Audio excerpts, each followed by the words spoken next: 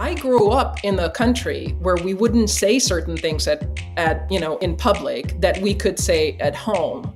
And I moved here and I'm the last person who would bash America. Okay, just let's start there. I'm a big fan and I love my new home and I don't want to sound ungrateful. However, we do this. A lot of people do this, and it's a problem because it's destroying your soul. It's really hard to maintain personal integrity.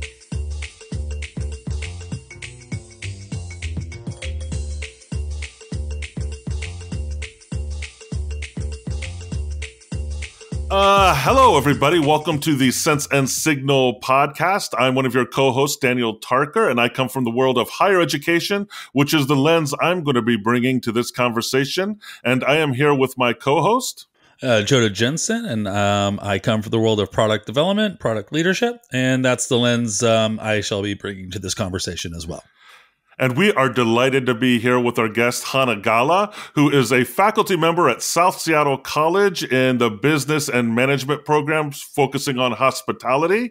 And she is also an executive leadership coach and a consultant for Leadership Associates, which is an international leadership consulting group. So, Hana, we are so happy to have you here. Welcome to the Sense and Signal podcast. Thank you for having me. So I'm going to start off with, maybe it's a softball question, maybe it's a hardball question, who knows? But is leadership situational? All right. So I believe that everything is situational. Everything in life is situational. We are and we respond in relations to our own experience and the context of each situation. In that sense, your leadership needs to be based on not what you learned in business school and or what somebody told you, but what is the actual situation of your team. One of the things that we talked about with my students is, how come you have these CEOs who thrive in one company and then they are transplanted to another company and they fail miserably? And the answer is because it's a different company. And, it's so self-explanatory and yet we fail over and over to recognize the complexity and uniqueness of each team and how we mesh together. So I think that it's funny because this is a podcast where you also talk about leadership, and it sounds almost as if I'm saying, well, there's no way of learning how to how to lead in all situations. And that's not true either. Right.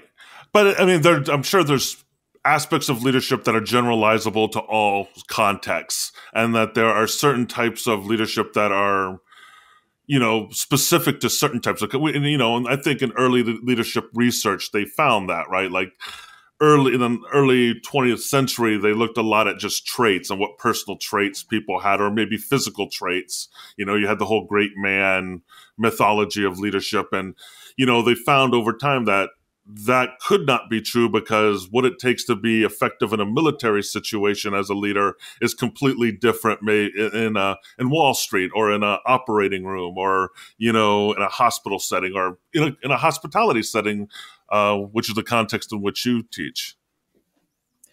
Yeah, this is right. And I think what I would like to also kind of emphasize, I come from the world of hospitality, of hotels and restaurants, and oftentimes students who are interested in my program and or who are going through the program would think, well, this is focused on hospitality.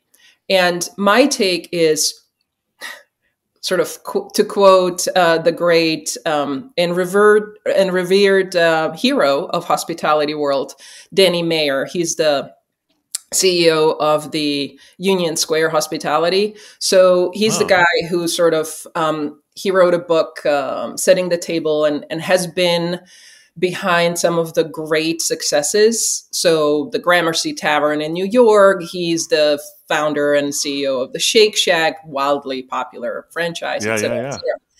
And Danny Meyer is one of the people who came up with this phrase that I repeat and steal and repeat again, when he says, everybody is in hospitality business, because the true hospitality is basically knowing that, and I'm quoting him again, the other person in the transaction, the person on the other end of the transaction, has your best interest in mind. That's hospitality. Right. That's the essence of hospitality. And if you think about it that way, what we teach in my program is completely transferable. And I think that part is super important, and is more important now than ever before, because as you said, originally we had all these management approaches and techniques that were fit for a factory floor, for people who, like back in the 30s, 40s. And that's no longer the case. We don't really do manufacturing, or not in any shape or form the way it was done before. And so most people are in organizations for which those management approaches are completely inappropriate. In fact, not to hug the mic, for too long. No. Speaking about hospitality, what I really love about my field, and I don't know if you can tell how passionate I am about this, but it's coming through. Yeah.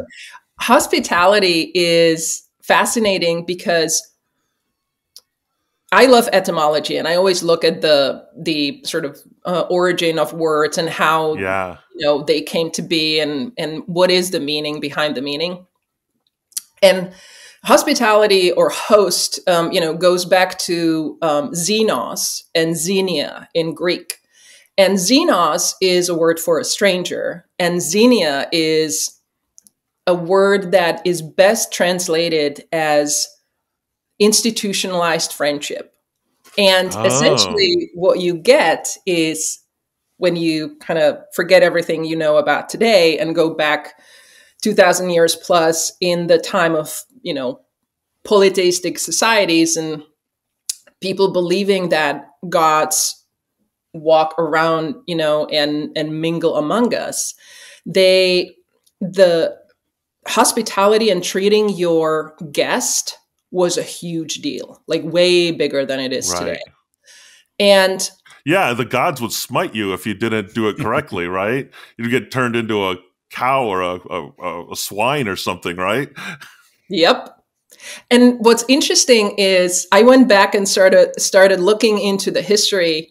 And one thing I found is the physical safety was of paramount importance. And like, that was the absolute must. And in fact, the guest who would knock on your doors would be offered food and bath, or, whatever. And only after the guest was fed and, clean and clothed, you were allowed to ask where they're coming from. So that physical safety had to be taken care of first. And when you fast forward to nowadays, very often what's happening is, we know this neuroscience tells us that in order to have a good interaction between the leader and the team and or the organization, or people just working together, that physical safety needs to be, there.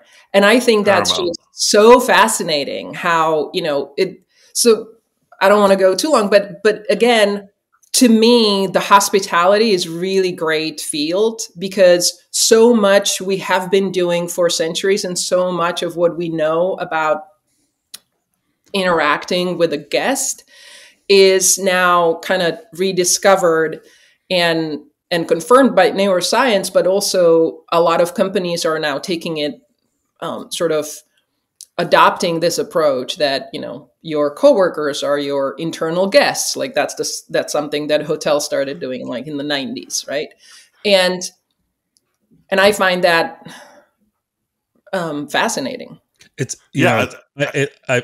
in my field, we're starting to look at internally, I think, and I think this is related. We start looking internally at the people we work with as customers. Our various teams are customers, and I don't think that's a far leap to think of them as something like in the hospitality industry. You know, it's you want to have your customers be happy and I think that's a fantastic methodology or a mental model to approach. It kind of reminds me of servant leadership too, right? The idea of you're in service to other people. So, Hana, this is, I mean, we're definitely going to deep dive on some of this more, but before we go that, I don't want to learn about you at the end of this show. So can we frame this, because there's obviously a relationship for you with the philosophy of hospitality, what that means, and the relationship to leadership probably as well. And those things are tied more intrinsically than probably the average person might consider them to be tied together. But why are you so emphatic about this? What is it? Why are you so impassioned about this? How'd you get to where you are right now, speaking to the things that you're talking about today? It's a convoluted journey, I can tell you that. We love convoluted. I was just convoluted just a second ago. So we're all about be as convoluted as you need to be. We'll make sense of it later. I'll give you a drive-by and tell you that it's funny, the older I get, the more I recognize how certain patterns, form, and certain patterns of behavior form so early. And the more I study, and I had a chance to study with some fantastic authors and sort of gurus, especially in the neurobiology field.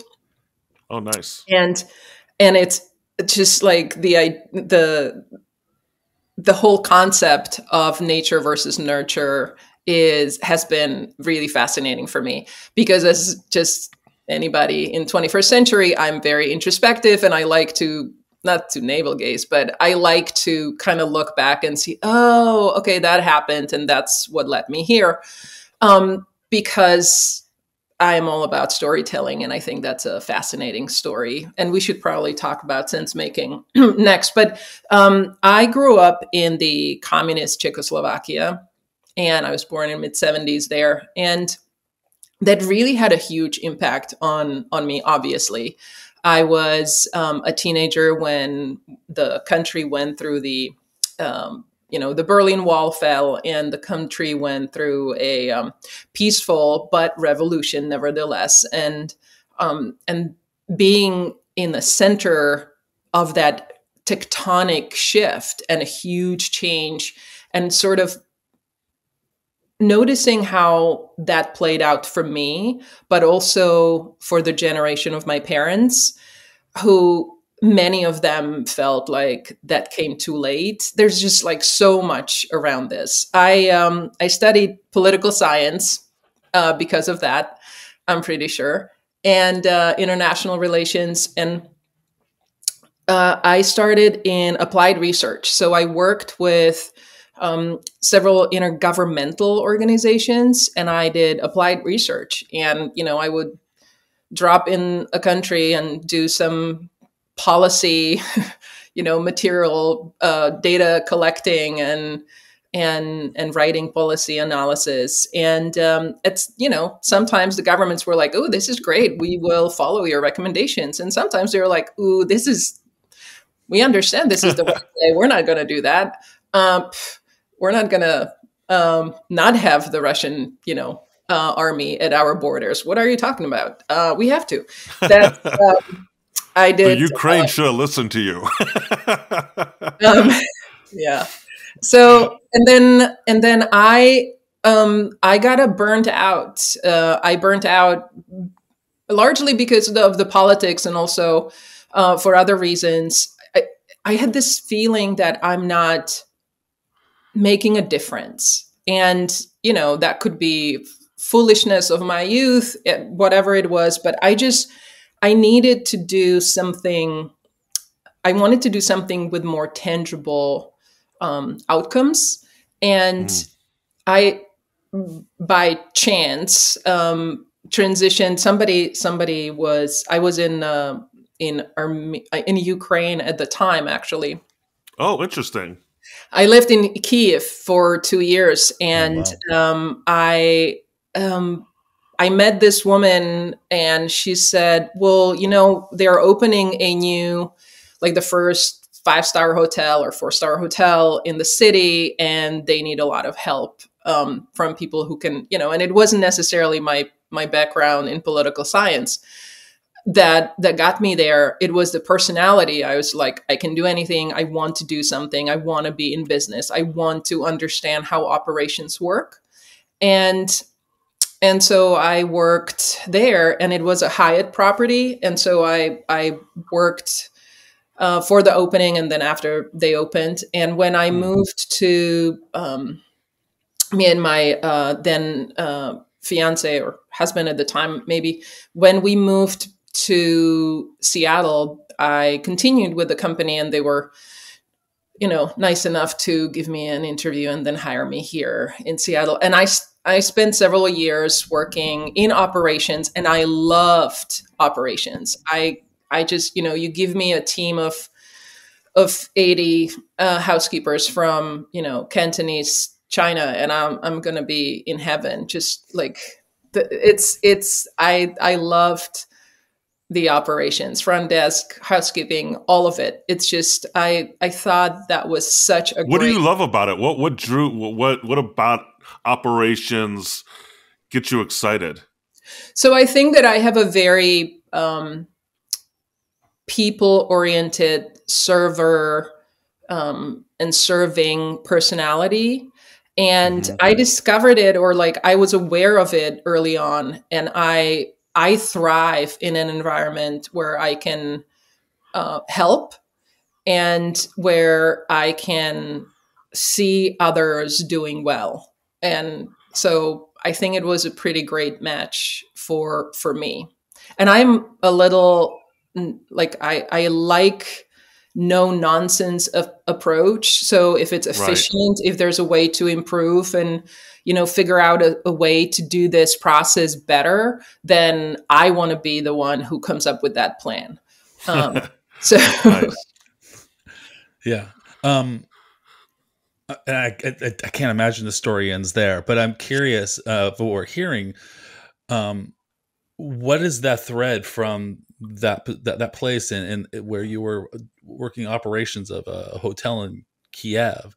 What did you learn that I'm going to say was probably missing, or that needed attention, that you said that kind of went in and stuck inside of you and grew like a seed, that it was informed you, whether it was the Hotel of Kiev or the entire journey, that has brought you to where you're at now? What is it that you are solving today that you saw has not been solved over that journey that you went through?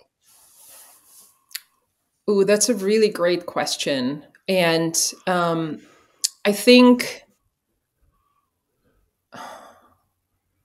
so one thing I will say is, for me, and also it kind of echoes back to working with my students, but also working with different clients. The one thing I noticed in almost all of my jobs, but it kind of solidified back in Kiev, was people really want to do well. I think that there's a fundamental, and kind of aligns with what I believe in people anyway. Like, my worldview is that people are fundamentally good, and or given a chance, they would choose the right or better or more ethical option.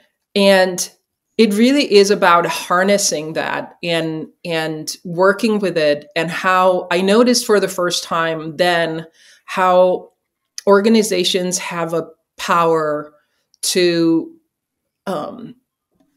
either kind of turn off that valve, and people are disenchanted and they don't want to do their best work, because of the, sort of the constraints of the organization, and or you can kind of create a space, create an environment where the better comes out.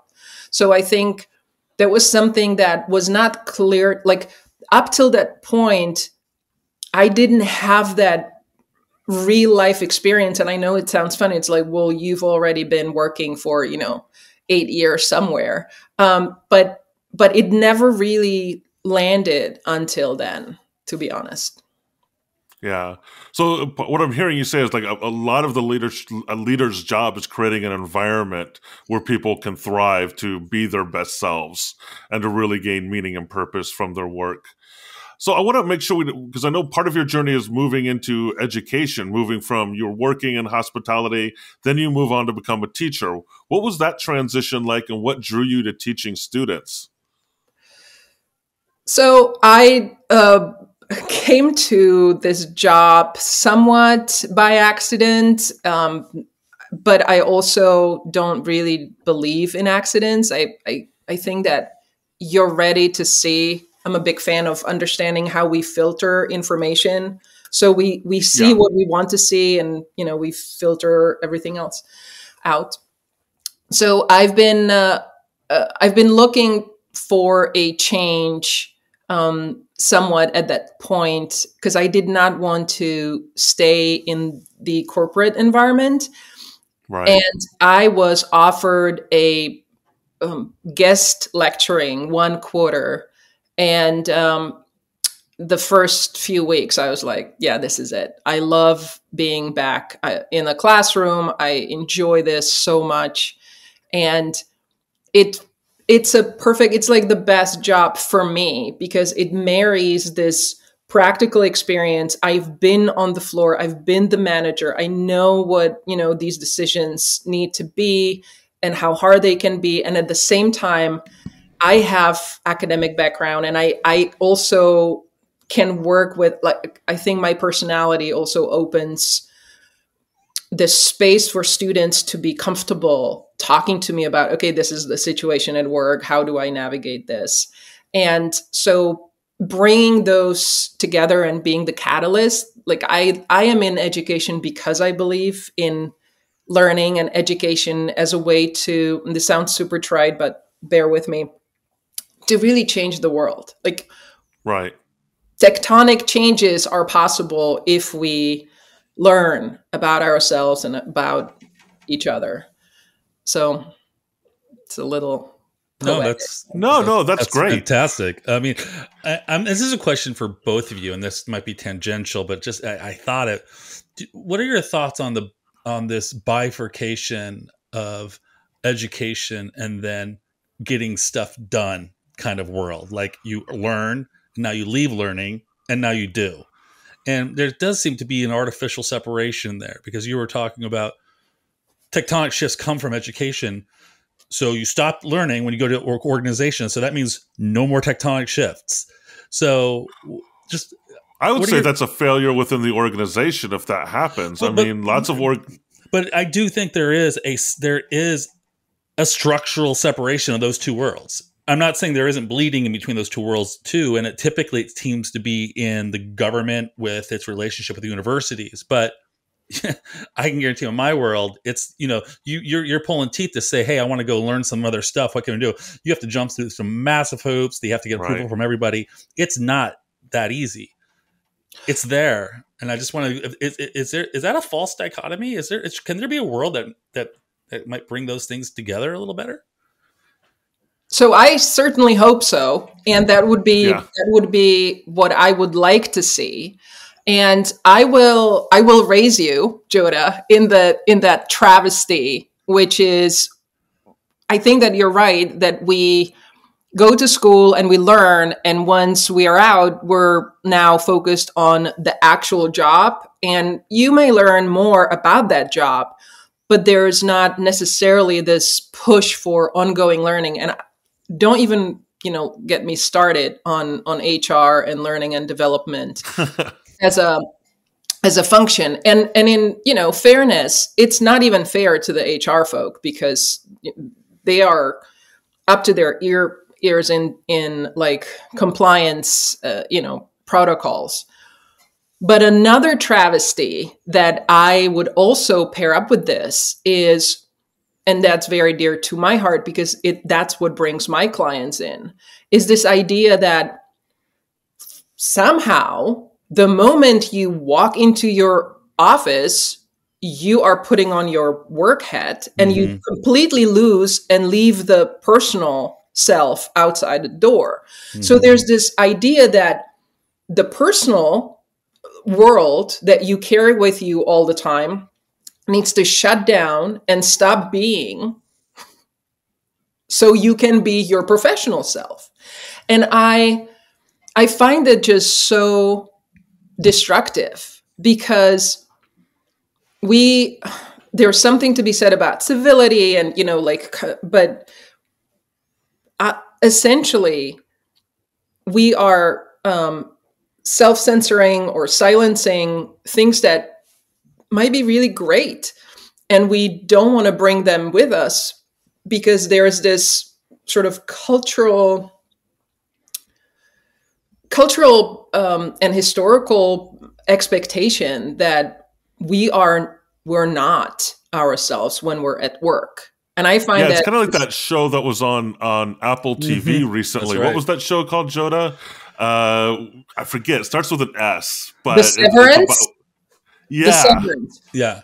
I love that show. It's so weird and so great. I think you just described it, right? Because he comes in, when everyone comes into work, they kind of go down the elevator and they're kind of suddenly turned off. Like their human selves That's right. Their external selves are separated from the selves that they bring into the organization to do their daily jobs. Yeah. You literally did describe that movie. I wonder, and so many people. So it's interesting. I mean, we've talked about this all the time. We had a conversation. One of our earliest podcasts was meaning. Was it meaning? I think it was a meaning. Yeah, Dan, meaning and purpose and work. Purpose of work, and it was a good conversation. And one of the questions we posed was, does your organization owe you meaning? Are you supposed to expect meaning, or do you bring meaning, or is it a dance between the two? And so many people go to work and like, oh, I'm not going to need this anymore. Or even worse, I won't need this anymore, and put that aside. And then they're not living for a portion of their day for the most part. And so for those of you listening on the audio version of this, Joda just removed his brain for part of that diatribe and then his heart for the second part. For the second part, So- right. Which I would say is probably a more I would think, Hana, you would agree that ditching your heart for your job is probably the biggest tragedy one could probably do, right? Is that something you're kind of talking about here? That's exactly right. I think that it's a travesty to expect people to not be themselves. And back to your question about purpose and meaning, to me, it also sort of sits in the same space as, again, the storytelling and sense making. Yeah. And I think that they are meeting at this spot where, like, the Venn diagram would be, the organization giving you the meaning, but then at the same time, it's your damn job to figure out what your meaning is, And I think that there's something about more and more people falling, and I see that with my students and the younger generation. There's a lot of expectations. You give me, figure it out. Where is the meaning here? As opposed to, I better figure it out for myself, or I better, ask for things myself. There's this, when I work with people, but also in general, like I think for ourselves and for our friends, the rejection of victimhood needs to be the starting point. Like, we have ability, we have we should want to have meanings and purpose and search for it and take it as a quest, right? Like that's your real life quest, to know what your why you're doing this, why do you go to work? And so often it helps to shift the perspective. Yeah, and I think it's also a process of self-discovery too, right? To a point you made earlier in this conversation, we're not always aware of what we do, and maybe there are no accidents. Maybe it was not just happenstance that Hana Gala ended up as a faculty member at South Seattle College teaching students, that maybe you weren't super conscious of that being a desire, but maybe in the back of your mind, that was informing that path subconsciously. And it makes me wonder if we're really giving students and people the tools they need to be able to construct meaning and purpose, effectively. It's a complex world, right? I mean, it's really complex. It'd be really nice if there was like some sort of complexity framework that perhaps we could leverage. Jonah's the master of convoluted segues. Or, I don't know, acrobatic segues. Maybe that would be a better. So let's talk about complexity theory. And David Snowden and Kunev. We've talked about this before on the show a little bit, but, we do work in these complex environments where it is hard for people to construct meaning. And so how do you keep coming back to storytelling as a mechanism for constructing meaning in complex environments? How does storytelling help us, produce meaning and purpose in a complex environment? So it both helps us and it also betrays us, and that's an aspect of sense making and storytelling in particular that I find fascinating. I will start with the complexity to me, and when you look at the Cynefin model and Dave Snowden's work so far, it's like, okay, so there's the simple, the complicated, and the complex and chaotic, and the complex is where you have the known unknown, experts. Right? Yeah. You have the was it Donald Rumsfeld who said that? The known unknown. Oh, yeah. Unknown. But there are also unknown unknowns. So, you don't have the best practice. You have a good practice, or you might figure out your own. And what's really interesting is I was watching Jennifer, what's her name? Jennifer Garvey-Burger. She works with Snowden and has done some great work there. And in one of the seminars, she showed this video from like 1944, and it's the simplest animation you've ever seen in your life. And it essentially has it's a square maybe, and then there's a bigger triangle and a smaller triangle and a dot, and they kind of move in the box and out. And for those who are only listening, I'm just like madly throwing my hands gesticulating around and drawing these figures in the air. But just imagine there's bigger triangle and a smaller triangle and a dot, and they're moving in and out, and sometimes they circle around, and one gets in, and then the dot gets in, etc. And it's probably under a minute.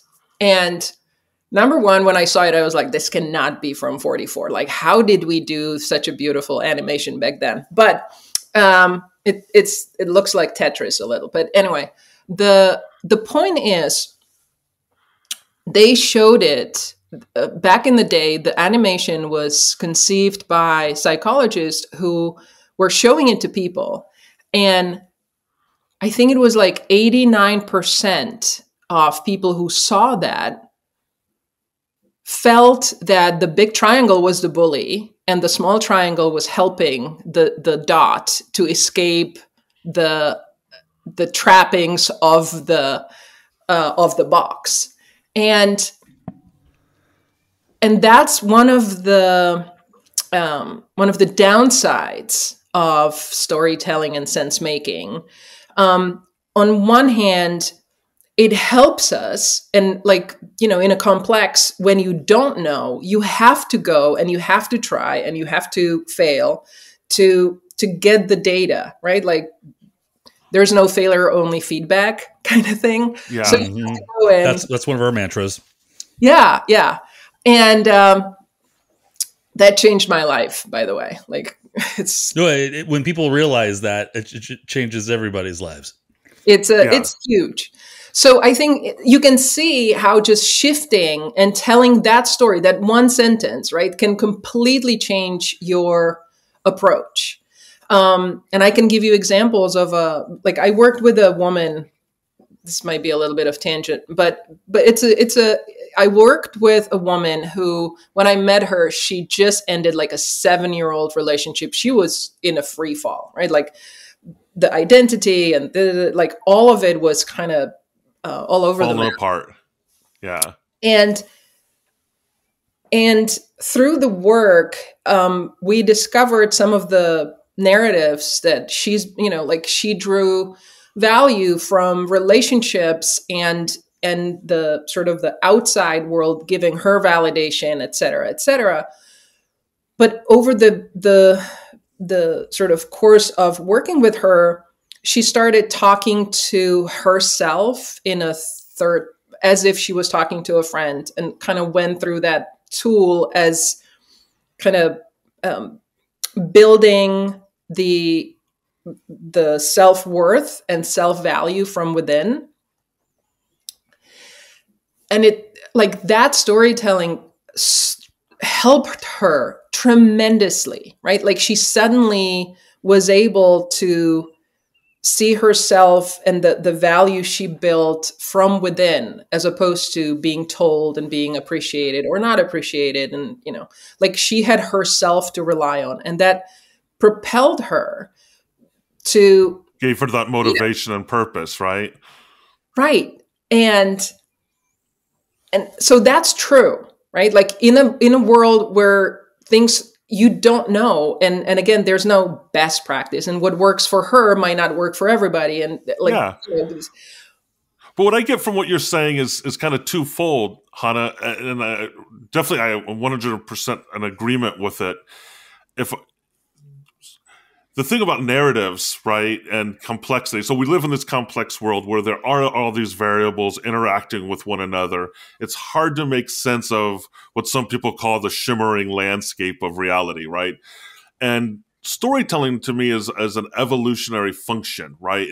We've evolved to be storytellers. It's hardwired in our brains to construct narratives and stories to make sense of the world. And so there has to be a purpose to it. And you know, when you're dealing with a complex environment, it could be filled with bias, as in the case of that triangle animation, where you might be misinterpreting it just because you have a bias that, oh, the bigger thing in this cartoon is the bully, so that's the how I'm going to construct reality based on what I'm witnessing, when it could be a completely different situation if you looked at it through a different lens. But at the same time, you know, the story that woman constructed about her own identity and self actually became a tool for her to tap into her own ability to motivate herself and find meaning in her life. So you just have to be careful with the stories, right?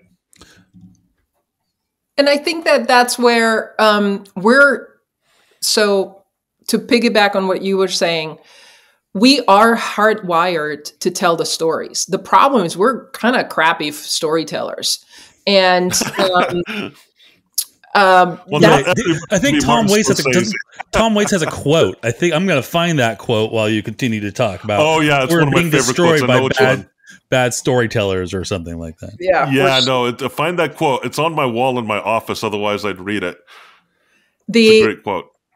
It's true. We are shitty storytellers, right? Like, that's just a fact. And what it is that's because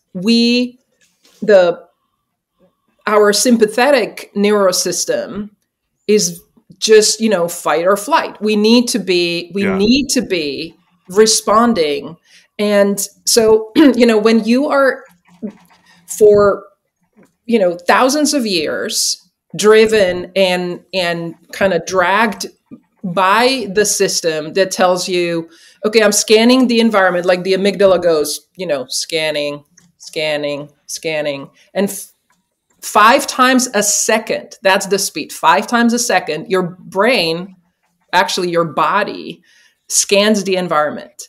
And the stories we tell ourselves is, fight, flight. Like that's only then the parasympathetic, sometimes kind of we get jerked out of that. And the sympathetic nervous system just knows the 2 or actually 4 modes. And that's a bad, it's like we're just not prepared physiologically for the complexities of we today. think we're rational beings, but I mean, to your point, the amygdala and your limbic system have an emotional reaction to a situation first, and then you rationalize the narrative after, right? And we have this naive conception that we're objective in our in how we construct our narratives. But so you have to have research, you have to have checks to check yourself that the narratives that you're constructing are actually accurate. And that's where I guess the scientific method comes in, right? Hana, have you heard of a Carl Weick or Weick? Weick. Dan and I could never figure out how to pronounce that last name. Have you heard of him? I don't think so. Interesting guy. We're not too deep on him, but we did a show on him.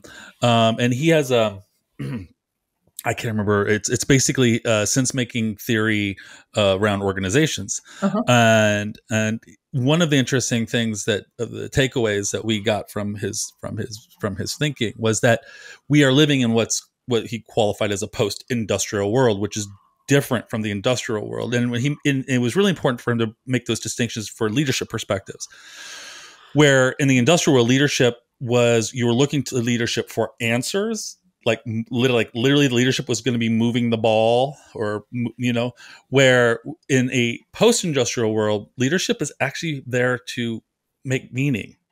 Leadership is meant to tell the stories, to get alignment, and everybody else is actually self-actualized to produce and make decisions. What are your thoughts on that?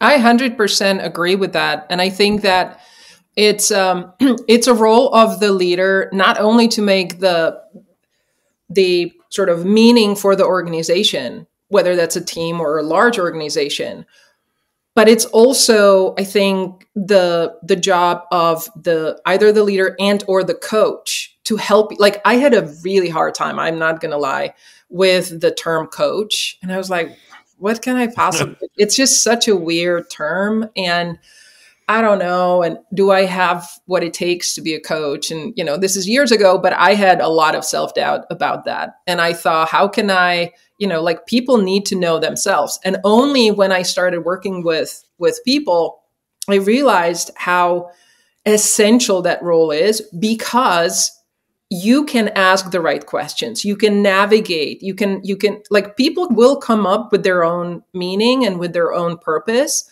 but you can help them sort of kind of focus and or help with the questions they need to be asking to figure that out for themselves. So you're not telling people what to do, but by having the in athletics and in the athletics, and you had some, before we started recording, you had some sports metaphor, which my students will tell you, I am absolutely the worst when it comes to sports metaphor. I am failing every single time, but I love them nevertheless. And to bring up that, the coach is not playing basketball better than you, but they can kind of, figure out how to make you the best basketball player out there. And so to me, the leader in that context is the coach. Like, I think that you are in a relationship, and it's much more from transactional, which is what it used to be in the industrial time. We are now in the sort of relational context where the meaning is also made for those people you work with. Like it has to incorporate them, right? Rather than just I have this vision and I'm just going to go and push for it. Yeah. I think this is a good transition point, because what you said when you talk about transactional leadership versus what some would call that relational dimension being transformational leadership, I think of James McGregor Burns and his book on leadership, which won the Pulitzer Prize, I think, in '78. And he was talking about these same things, but in the context of political leadership, right? And presidents and heads of state. And he profiles like Roosevelt and a lot of other, I think Martin Luther King, a lot of other political leaders. And how important it is for, a transformational leader to help people construct meaning around, whatever cause or political action they're trying to take.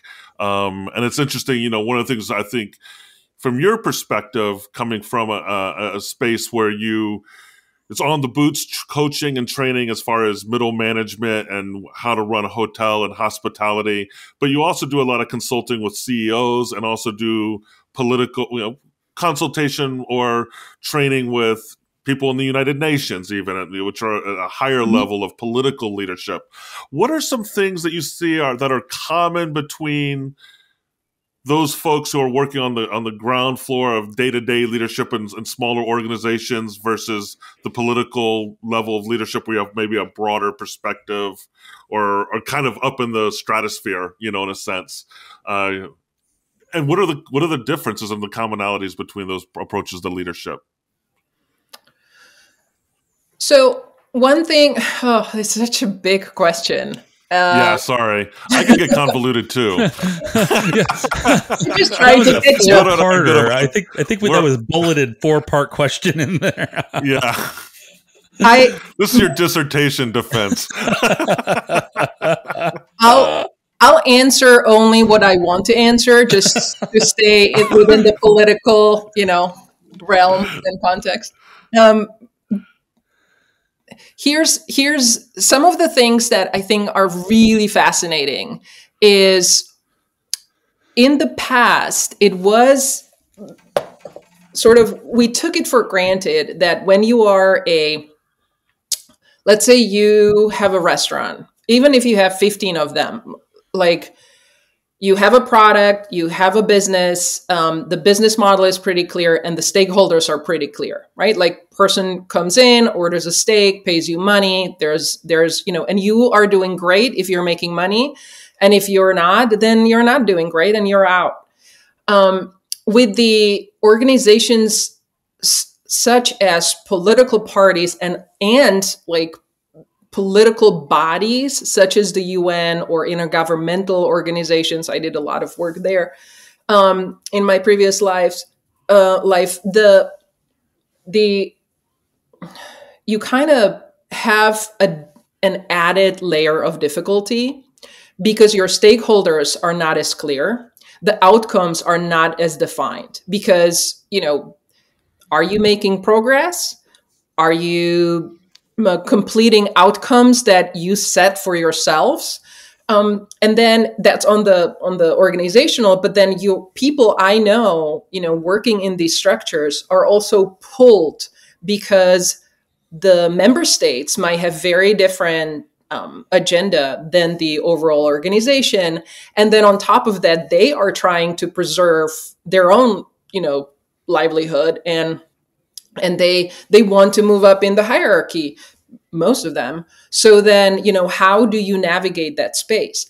But I was going to say the trend is not for these organizations to go the route of clarity and more transparency. It's the other way around. And now even the people who are, running the shop and having customers and sort of simple business model, they are moving to more in that space where the outcomes are not as clear and maybe your stakeholders are not. We're moving more, especially when it comes to like global organizations, where you're entering this world of there is a political agenda, there is a, sort of this online world or virtual world where you also have to navigate what you say and how you say it. And the people in your neighborhood are now across the globe. So I think that Yeah. to me has been really interesting to observe. And one thing, that I will also bring up is when we talked before we sat down to record, you brought up you grew up in the communist Czechoslovakia, and I it's interesting because I worked at the office of President Havel when. Vaclav Havel. Yeah. For those who don't know, he's also a great playwright.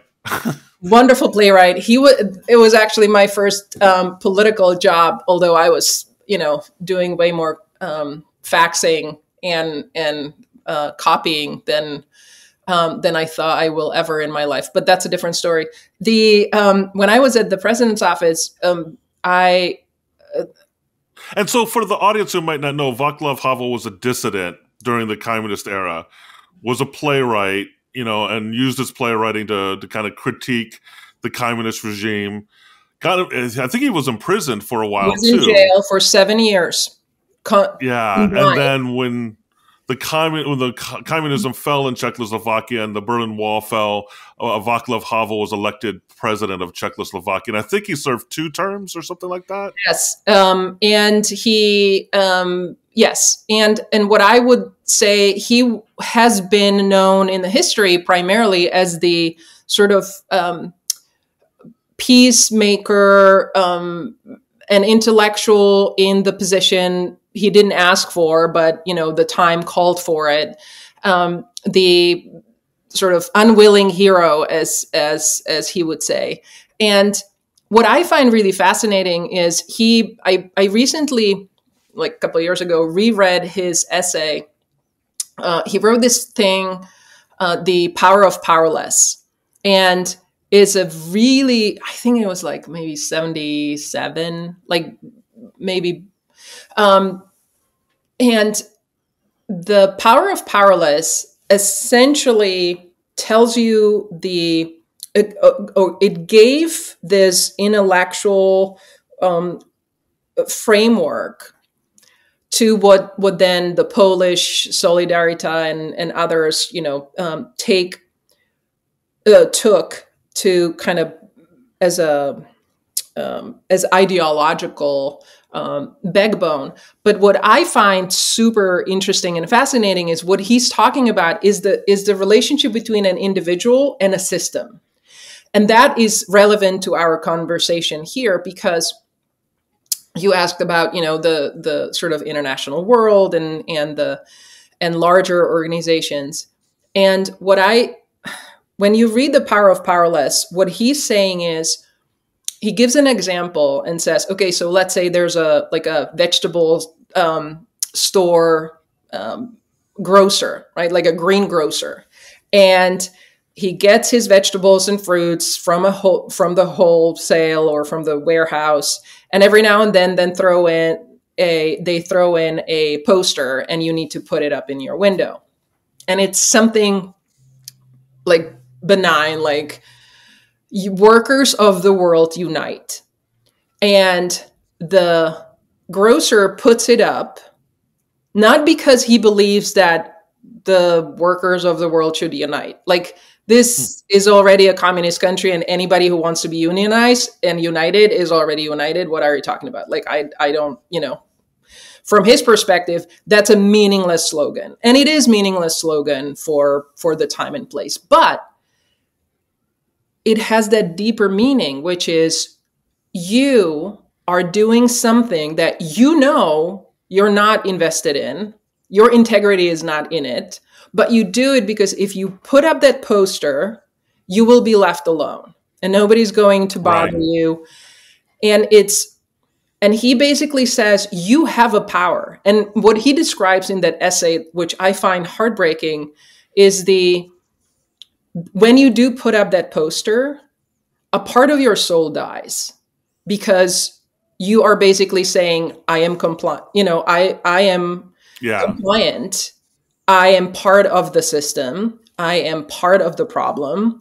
And I would rather do that and go back to my family than do something that would be insignificant as a heroic act, which is not to put up, the poster, and yet I can bring myself to do it. And anybody who walks by that store now knows that you had to, like, they got you. You're part of the problem. Yeah. So it becomes compelled behavior, and it's very insidious because it catches you off guard.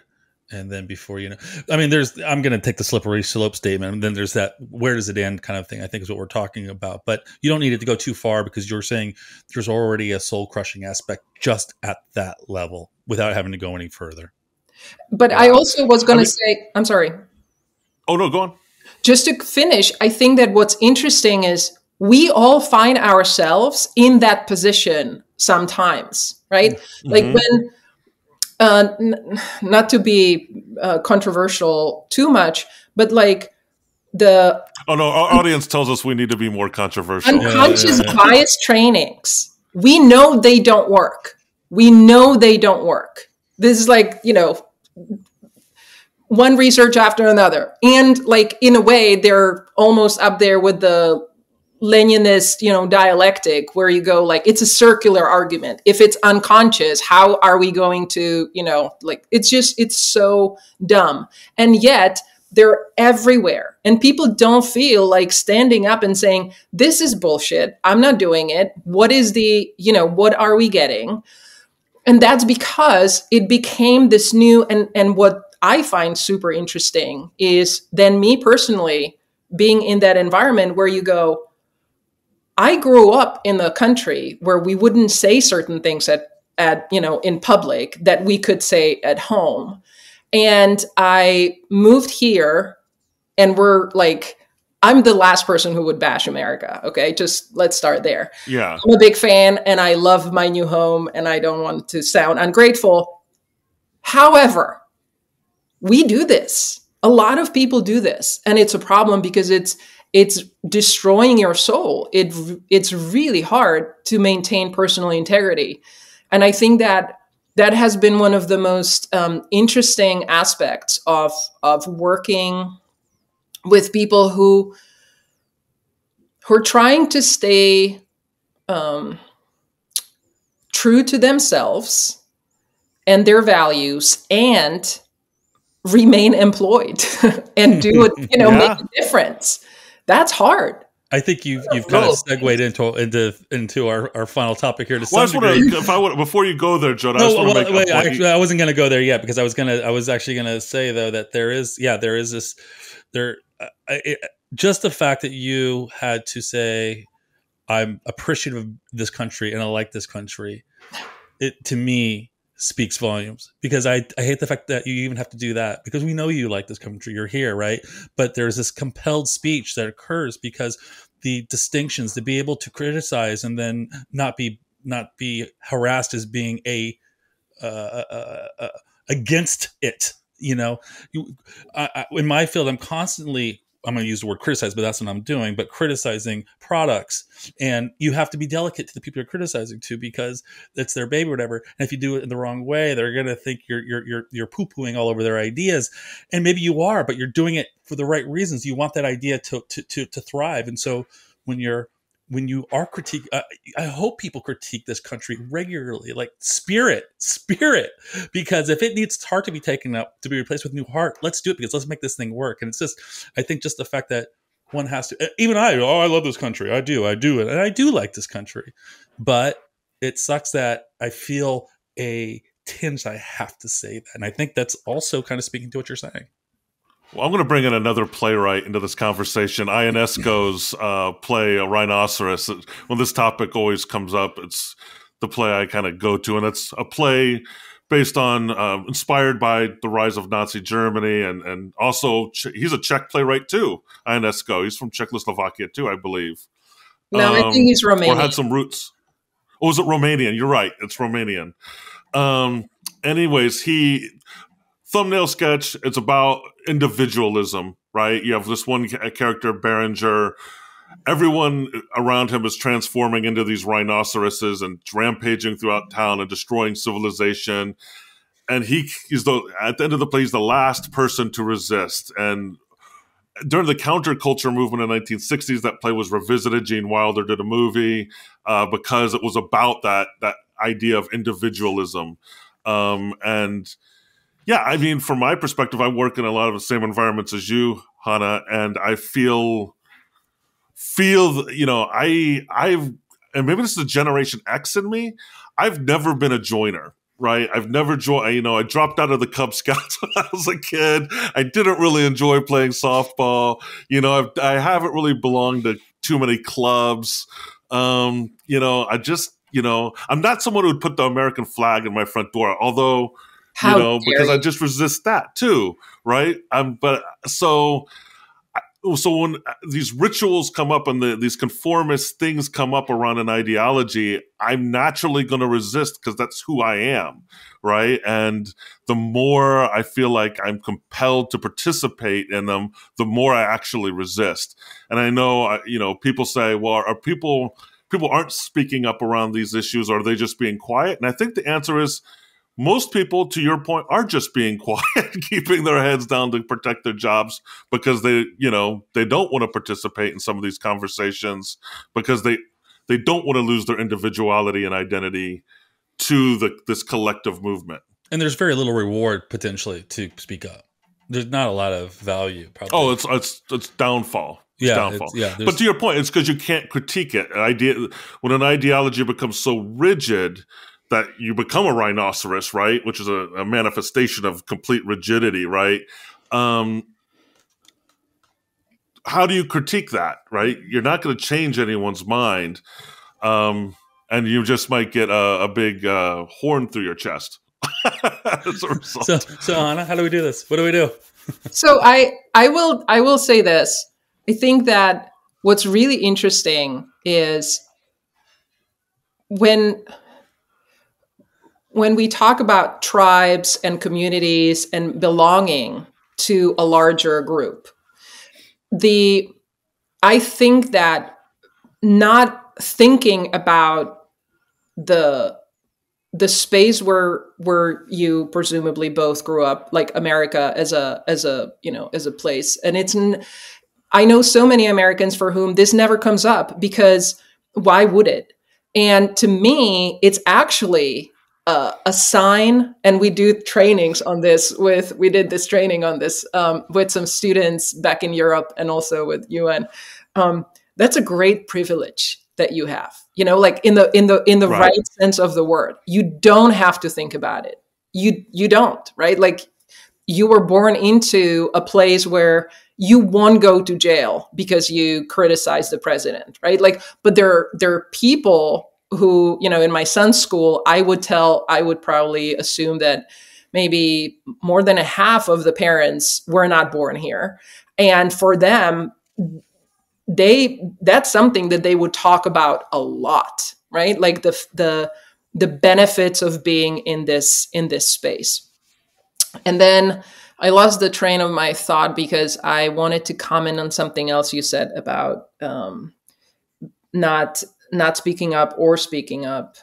And I lost it. Yeah, just keeping your head down, letting it go by and just not participating in the conversation. Oh, I know what it was. I think that what it is for me is anytime you're not allowed to ask questions, something stinks, right? The system is when you don't allow for dissent, whether you're a leader and you have people in your team who are afraid to give you feedback and or say, I don't think this is the right way. Like that's the fastest way to rigidity and sort of inflexibility. Yeah.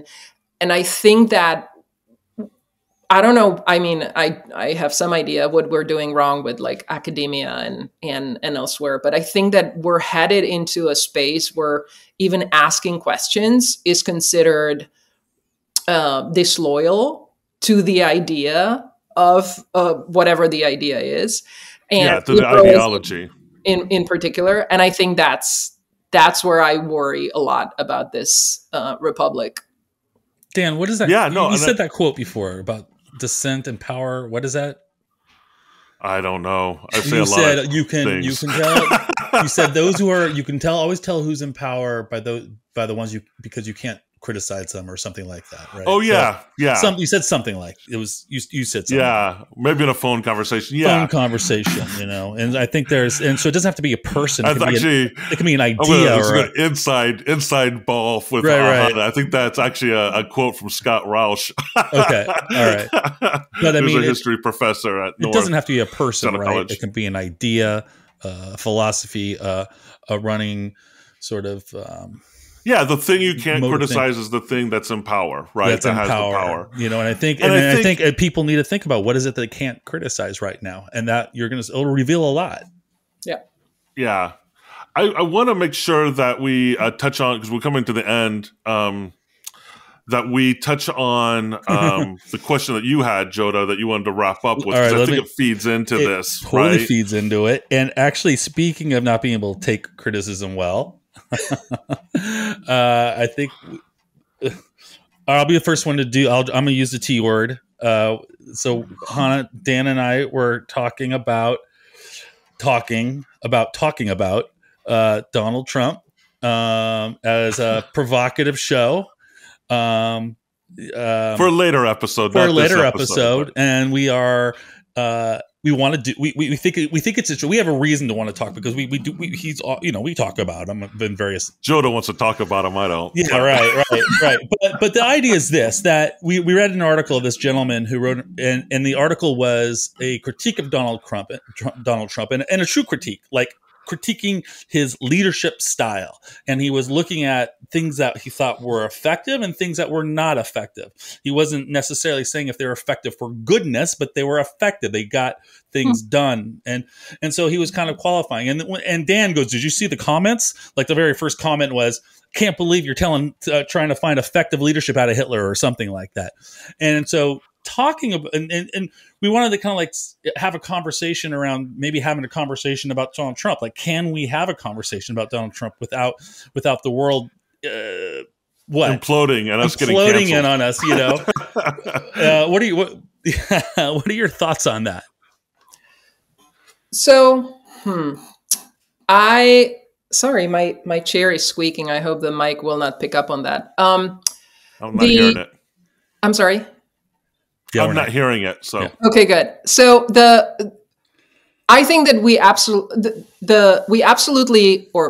you can absolutely do that and should do it. And the reason why I think we should is the following: there shouldn't be a topic we are not allowed to talk about. That's number one. Number two, if a half of this country sees something positive or is willing to drop their vote for this person, we want to know why. What is it that the other side is not doing? What is it that, is attractive for people? And what are some of the issues that he was able to not solve, but talk about that, people were like, you know what? I would rather trust this dude than somebody else. And so there's never, like, if we walk away and we don't talk about it, nobody's learning anything. And the comments, let's face it, this is the most, I don't think it's the most polarized we've ever been, but we absolutely are living in this, what is the term? Keyboard warriors, right? Like keyboard warriors are my favorite. It's like you haven't read it, you have an opinion that you formulated within 3 seconds, and now you're going to tell the world. And what I think is the reason why podcasts are so popular is because you create this space where we can talk for an hour and a half, and we can kind of noodle the nuances and maybe go back. And it's, to me, that is why some of the podcasters that are wildly popular have their shows an hour minimum, right? Because somehow people understand subconsciously or otherwise that you need a little more time than 140, signs on Twitter or whatever it is. I don't really know what it is. To convey an idea or to talk. And I think that is also tied to our own ability to allow for, like, people are not allowed to fail and say stupid shit anymore. Like, I think that's problematic, that you are not allowed the grace to learn and say, you know what? I didn't know enough. I know more now. Can we move on? Like, the fact that, we're like so into digging into people's past, and it's like a modern day witch hunt, big time. And I think that's problematic, and it's not good for us. So I think you should do it. All right. Well, we got one vote. All right. Well, I think we should do it too. I mean, you're not alone. I'm there with you, but we're thinking of titling the show. What's our title? Sense and Signal's last episode. Is that what? Sense and Signal destroys itself.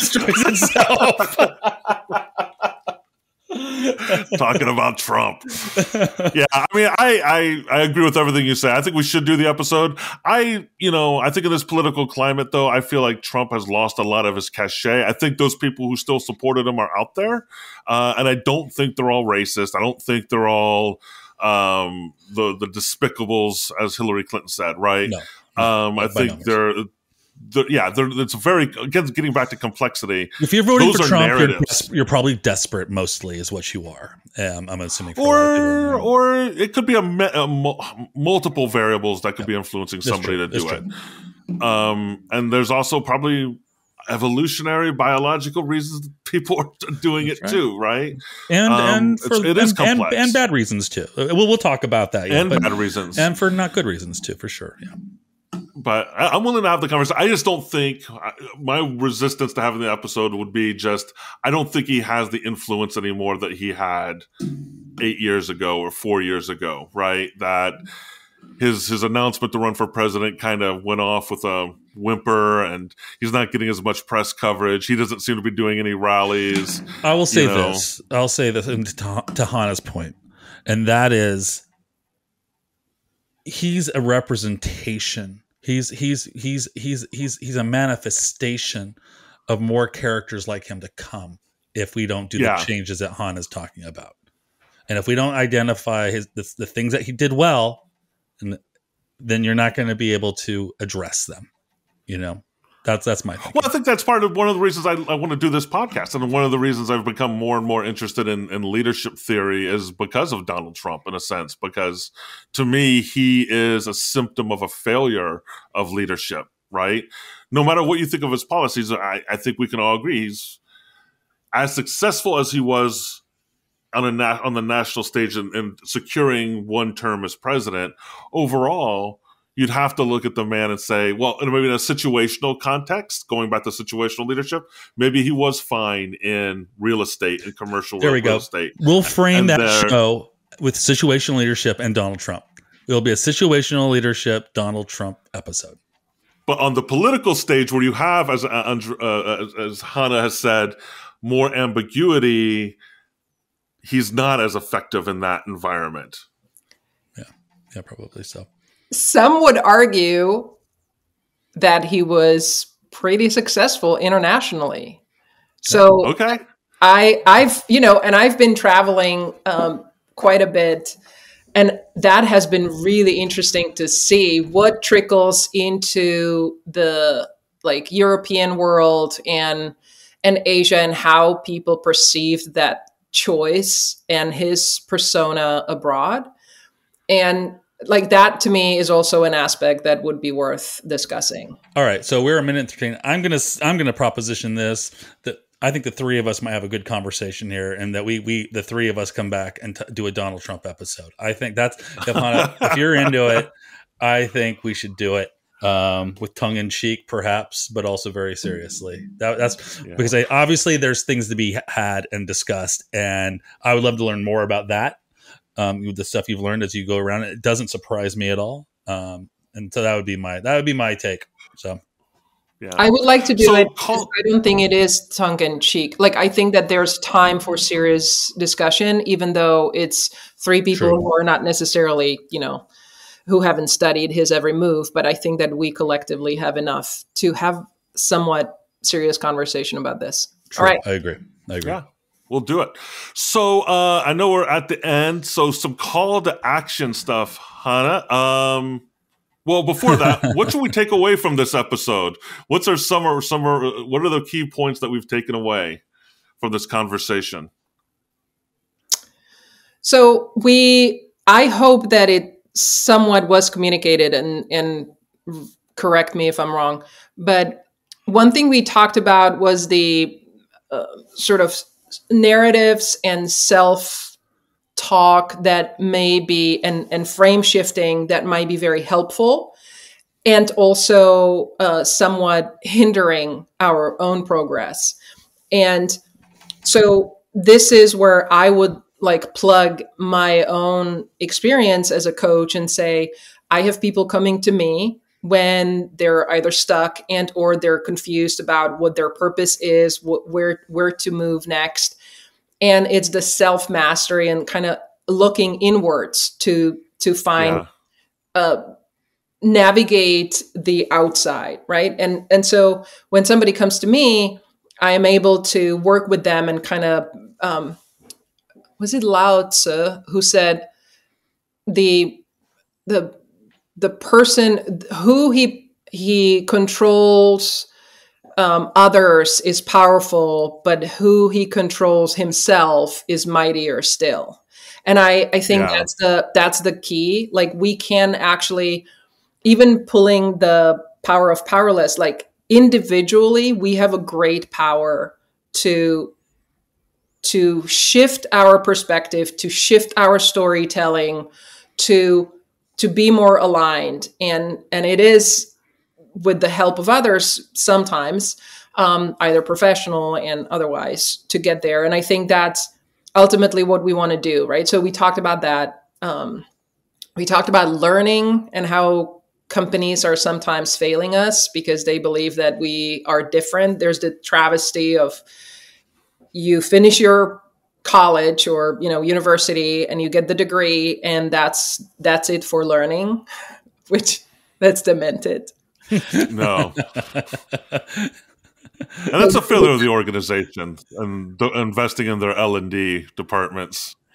But I think that it's also that they, it's so often on us as employees to just go and be like, I need this, I want this, can we make that happen? And, very often the answer is yes. It's not that hard to get things funded if you want it badly enough, and if you're arguing, campaigning for it, advocating for it enough. Yeah. What are the take homes? So where can people contact you, Hana? How can, if somebody wants to hire you as a coach or a leadership consultant or poach you from South Seattle College to be a faculty member, how can they reach you? You can find me on LinkedIn and or under the Leadership Associates. It's a consultancy based in Vienna, and I'm heading their corporate coaching program. And I am in the process of launching my new website. So it's not up yet, but people can easily find me through LinkedIn or the Leadership Associates. Nice. And we'll have all that in the show notes on this episode. And so, Hana, thank you for engaging. I think this is the longest episode we've ever done. It is the longest, but also it was warranted to be long. It was an excellent time with you, Hana. Thank you so much. Thank you for having me. Thanks. Yep.